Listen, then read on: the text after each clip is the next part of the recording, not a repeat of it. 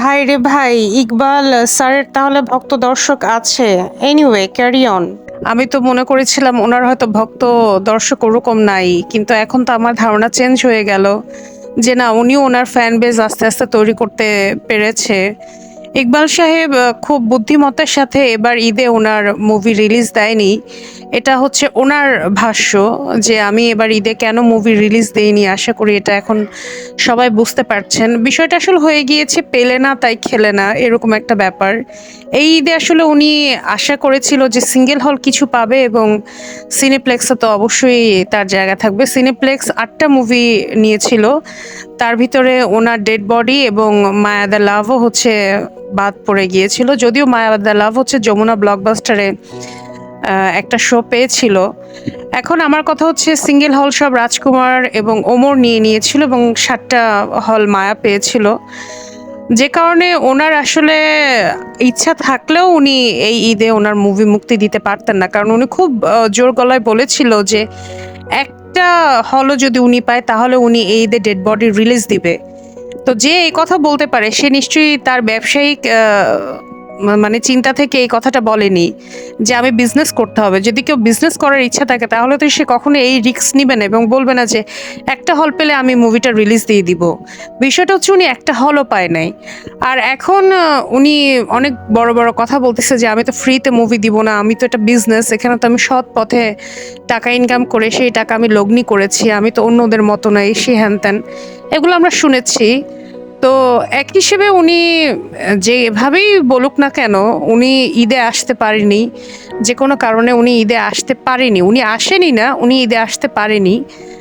এখন উনি ঈদের পরে প্রায় 20 দিন বা 25 দিন পরে উনি ওনার ডেড বডি মুভিটা রিলিজ দিল এবং সেখানে দেখা গেল যে দর্শক প্রতিক্রিয়া খুব মিশ্র। কেউ বলছে যে মুভিটা অনেক ভালো হয়েছে, কেউ বলতেছে এটা টোটালি টাইম ওয়েস্টিং, এবং পজিটিভ নেগেটিভ রিভিউ দুটোটাই আসছে মুভিটাকে ঘিরে।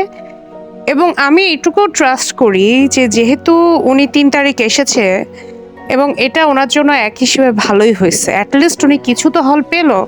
তা না হলে অন্যান্য সিনেমার মতো ওনার এই মুভিটা অনেক আগেই ওয়াশ আউট হয়ে যেত।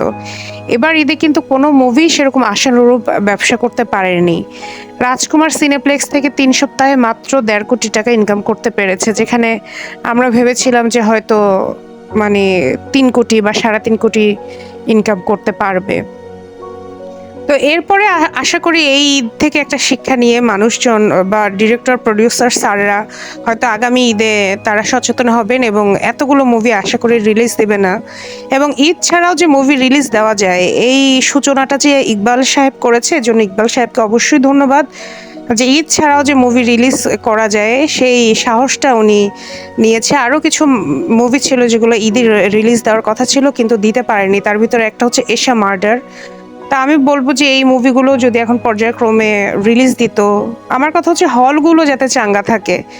কয়দিন ধরে বৃষ্টি হচ্ছে, মোটামুটি সিনেমা হলগুলো একটু ঠান্ডা, তো আশা করি দর্শক হবে। আর এই ছেলেটা কে যে এত মানে ইকবাল স্যারের ডায়াট ফ্যান? ওকে তো আমি দেখলাম শাকিব খানের রাজকুমার মুভির পোস্টারে হচ্ছে চুমু খাইতে। তারপরে এখন আবার এসে বলতেছে কিসের কি সুপারস্টার, গল্পই হলো মেন সুপারস্টার। তারপরে আবার দেখলাম যে সে বুবলি ম্যাডামেরও মায়া মুভির বেশ প্রশংসা করলো।